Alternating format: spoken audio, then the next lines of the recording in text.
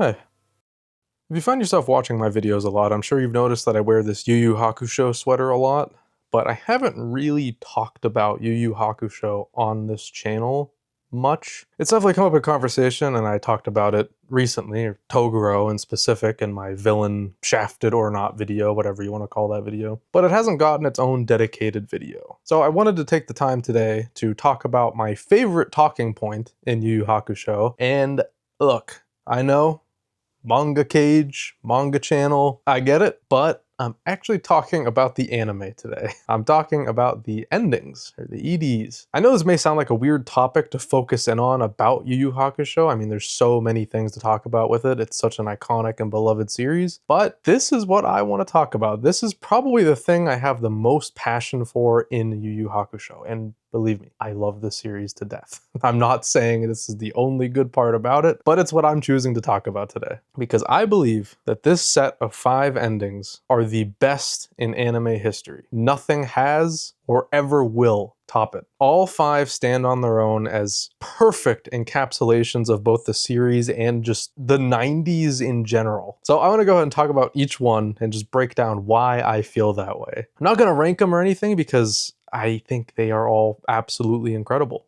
There's really no duds. There's one that I like less than the rest, and it's not even that much of a discrepancy, really. So let's just start talking.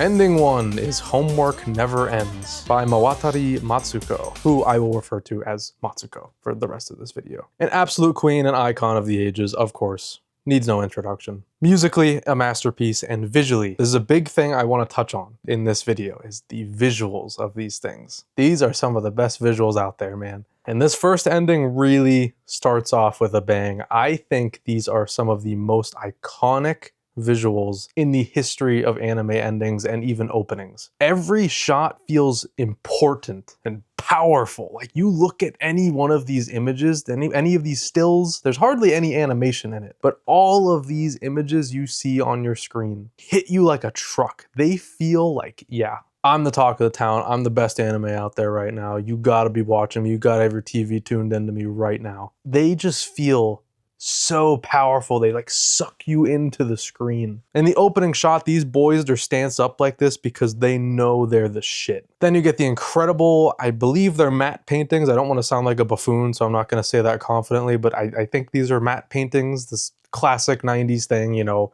you've seen it before where like an episode ends and then it just suddenly like fades into a painting of the same frame. Classic 90s shit. But each one of these paintings, or whatever they are, own so hard, it's not even funny, dude. They just feel so impactful. I won't say each of these illustrations or paintings really encapsulate the vibe of each character or tell you much about them. It's kind of a moody, melancholic ending.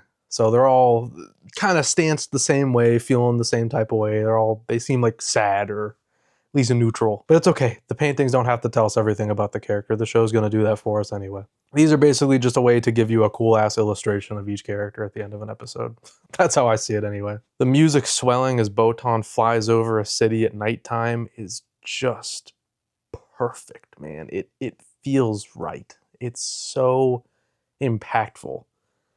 That specific part where it just cuts to the city, pulls back, you see Botan, she's just soaring right over it. It is serene, man. I could look at it all day. It's beautiful. Yusuke with the big ass ogre club, iconic. He never even uses that thing, but man, is it cool. Toguro up there too, hell yeah, man. And the final shot of Yusuke and Botan as the music fades out. My God, bro. Unbelievable. It's just perfect. Everything about it is perfect. This may be the song of the decade. It practically defines the entire era, at least in terms of anime, both visually and musically. It is just the 90s. You watch this ending and listen to it, and you're just like taken back to the 90s. It's like you're there. And I wasn't a 90s kid. I was born in 99. So this is all after my time, but I grew up watching the things that my dad watched, so a lot of 90s anime because he was a huge weeb. So it does, even though I wasn't born in the 90s or lived through the 90s, I still feel that like childhood connection because, I mean, this aesthetic kind of was my childhood still, even though I wasn't from that era. It sort of just became part of my childhood through force, I guess. But I'm thankful for it. This is an ending that defines an entire decade, dare I say it. It really does, man.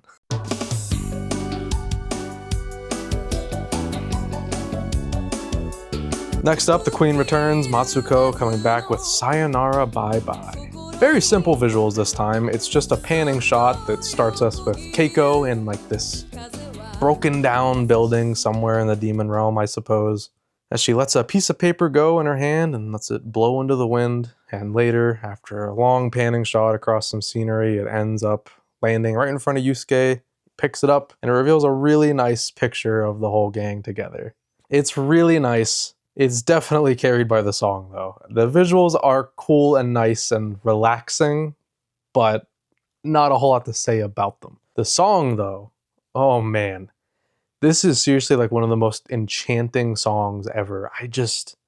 I feel at peace with the world when I listen to this song. I don't know how to describe it other than just like, I'm transported. I'm in another world, man. Every time I listen to this, I feel like I just have to like close my eyes and soak it in. It's a song that will definitely stick with me forever, and I'll never forget the first time I heard it. It actually blew my mind. I was like, my jaw was on the floor the first time I watched this show and I got to this ending. Changed my life forever. I'm serious. This song is so damn good. I do wish the visuals were a little more interesting. It is nice, and I think it fits, but there's just not a whole lot going on, so I don't have as much to say about it, unfortunately. But hey, song, absolute masterpiece. Yeah, probably most commonly, this is everybody's favorite, I would assume. Not mine, though. We'll get there.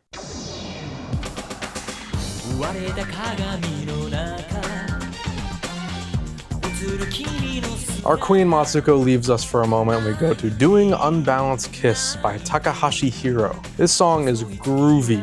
That's the best way I can describe it. It has that 90s groove to it. I know groove is more of like a 70s thing, but 90s groove is a thing too. It's got the kind of like boppiness to it. I don't really know a better way to put that into words. But it has a really nice flow.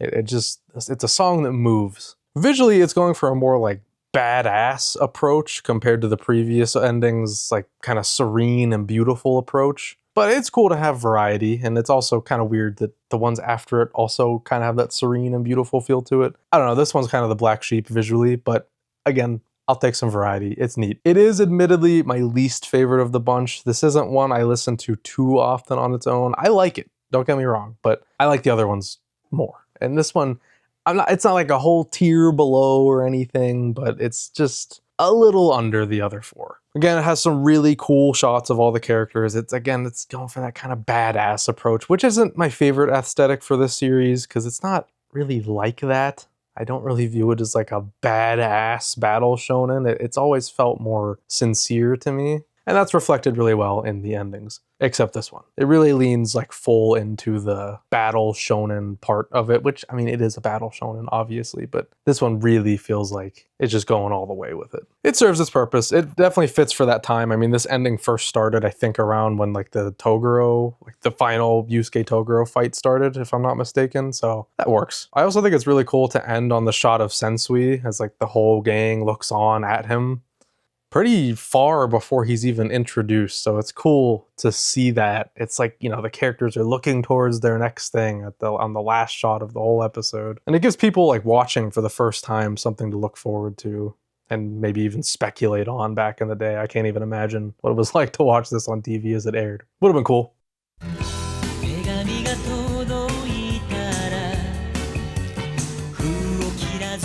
Next up, we have The Sun Will Shine Again, also by Takahashi Hiro. Continuing with the same artist as last time, but giving him a different vibe to work with, I think is a pretty smart idea. Like, here, let's take this guy who we, you know, who knows if they like made him do the last song. I don't really know how that works, but let's take this guy who did like this kind of different vibe song compared to the ones we did before and actually have him fit into the vibe of the endings that came before and the ending that will come after. Sincere, sweet 90s vibe. And not saying that the last ending wasn't a 90s vibe either, it definitely was, but this is the YuYu Hakusho branded 90s vibe that I love so much. This one has really cool visuals that I kind of think are underrated, to be honest. It's just a really nice collage of a bunch of photos of the gang just kind of doing daily things, like they're just hanging out, posing, I guess. Some of them aren't even really posing. They're just kind of sitting around. Normal life stuff. No like action or anything. Just hanging out, chilling, enjoying life. The photos feel real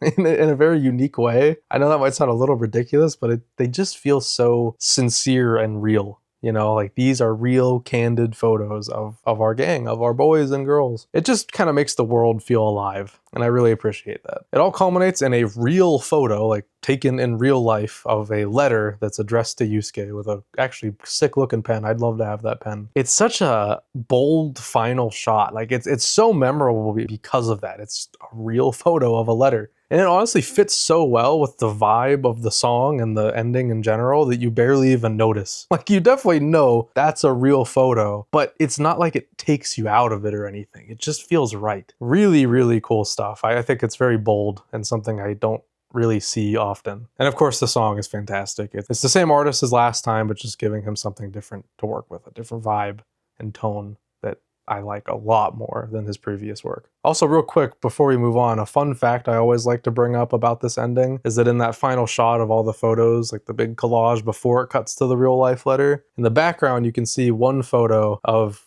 Kurama cutting Yusuke's hair after he goes Ryzen mode. I've always loved that. I think it's just a really cool detail. It's nice to see like, oh, okay, Kurama cut his hair. That's cute.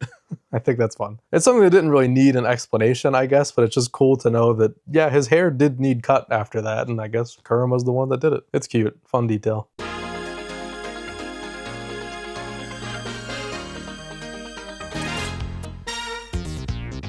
And now the return of the queen. We return once again for the final ending to Mawatari Matsuko as she performs Daydream Generation. One last ride, and man, is it a banger. This ending has made me cry more times than I can count. I'm dead serious. Everything about it just feels so final and emotional. It just captures that vibe so well, and returning to the person who wrote the first two endings and also the opening, by the way, it's beautiful.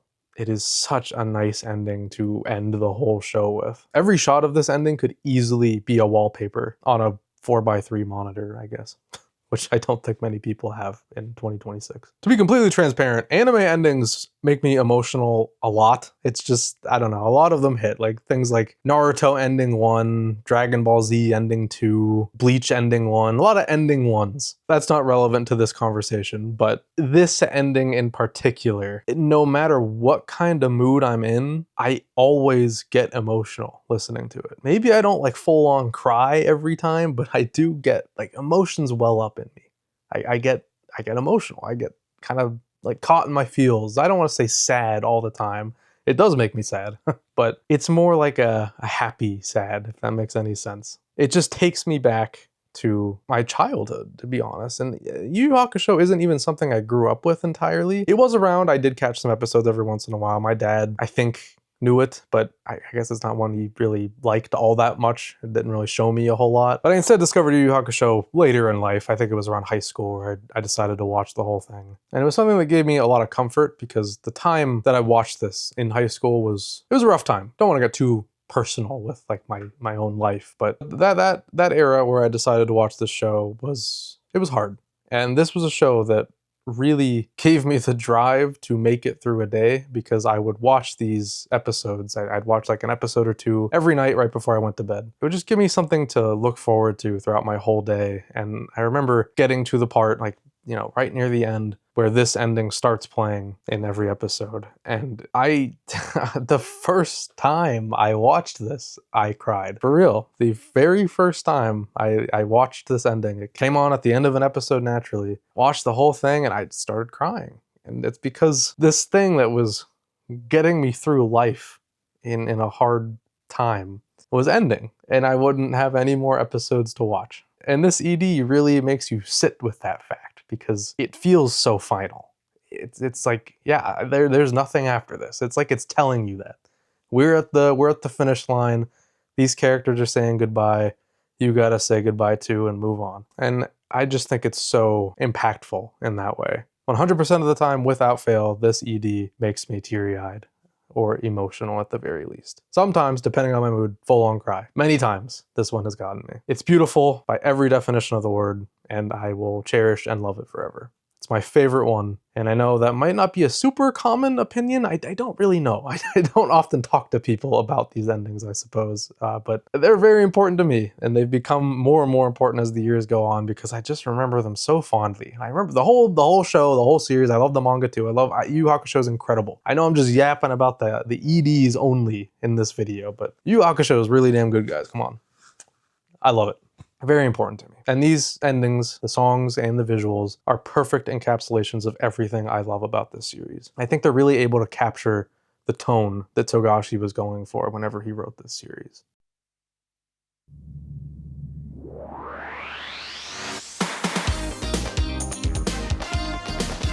Before we end, I do want to touch on the opening for a second, just because I'll probably never find an opportunity to talk about it again, really. Who knows, I guess. This is a manga channel, so it's not too often I talk about anime-specific things. So I'll go ahead and talk about it. This is, of course, by Mawatari Matsuko as well, and it's absolutely iconic. It's drenched in the most 90s coat of paint of all time, literally. It's the most 90s thing ever, I think. But it is truly like the bop of the ages. This is an eternal song that I find, like, I'm not really on social media much anymore, but when I was on things like Twitter, I feel like I'd see like one tweet a week about somebody just being like, you guys remember this song and how good it is? It's just so iconic, and it clearly impacted a lot of people because of how awesome it is. And it's an amazing song. I do prefer the visuals of the second version of the opening quite a bit more, actually, because even though the first version is iconic for sure, it kind of lacks identity, in my opinion. It felt like it was trying to market itself as something it wasn't, like it was trying to be like the new Dragon Ball or whatever, like that first sweeping shot of the Demon Realm as Botan flies in. There's just something about that is not Yu Yu Hakusho to me. It just feels like Dragon Ball. I don't know, maybe I'm reading too much into it or nitpicking. That's very likely, but I don't know, just how I feel, whatever. It's not a huge deal. But the second version of the opening is a lot more of a unique vibe that is catered specifically to Yu Yu Hakusho. It's also just more visually creative in general, I think. There's just a lot more unique things going on with the second one compared to the first, where it's pretty stock standard. I mean, the second one has that amazing part. You know it, it's kind of hard to explain, but it's like the color splotches shifting around the screen as the characters poke through behind it in really cool poses. That is just so classic, and it oozes personality. Now that, like I was talking about the first ending, this is actually a part that showcases what the characters are about. I feel like you can learn a lot about them just from that one shot. Phenomenal, iconic, you know it. It's Smile Bomb, baby. I didn't even say the title. You know it. You know it. I didn't even have to say it. It's Smile Bomb. Come on. I also want to give a quick shout out to the English versions of the endings.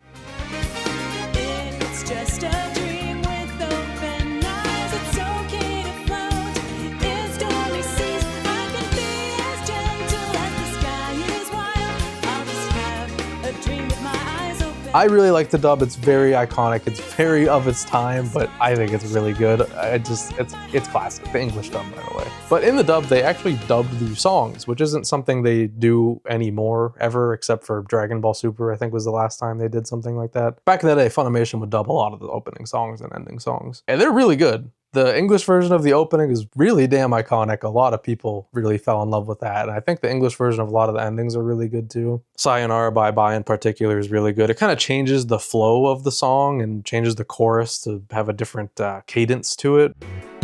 'Cause even though we've been here together, we're still different people, but we're not alone. Sayonara Bye Bye. It's good. They're really good covers. I actually quite enjoy them. Not as good as the original, but they're still awesome. Just had to mention them real quick. All right, that's all I got for this one. Thank you for watching. Remember to like, subscribe, and comment with your thoughts on these endings. I want to hear, do you guys like these as much as I do? Am I crazy? Am I alone in this? I've never really put these opinions out there before. It's something I've always felt, but I don't really know.